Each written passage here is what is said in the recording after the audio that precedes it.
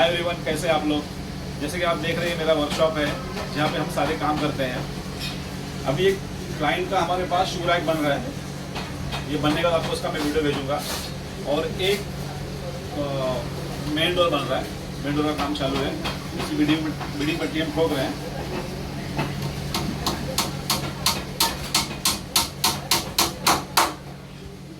तो हमारे इस वर्कशॉप में सारा काम होता है। हम इसीलिए वार्डरोब, बेड, टीवी यूनिट, जितना भी वर्कशॉप का काम होता है हम यहाँ पे करते हैं।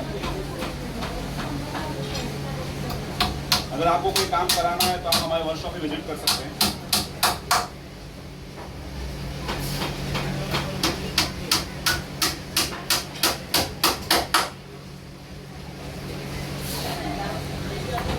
तो यहाँ पे आइए। ये हमारा मेन डोर बन रहा है कहीं का। ये शू रैक है और हम सारे काम यहाँ पे इसी वर्कशॉप में करते हैं, इसी जगह पे।